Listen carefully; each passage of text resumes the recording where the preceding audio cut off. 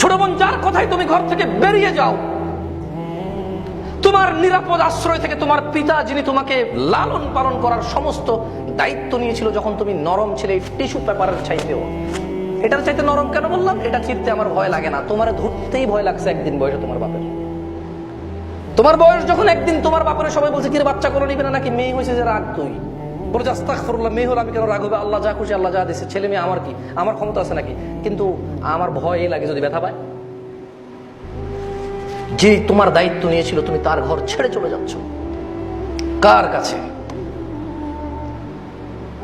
ওয়ালা তাকরাবুজ জিনা ইয়া শাবাব, ইয়া নাস ওয়ালা তাকরাবুজ জিনা। যুবক, তুমি জিনার কাছেও যেও না। তুমি যে মেয়ের সাথে সময় নষ্ট করতেছো, সে তোমার স্ত্রী হবে না।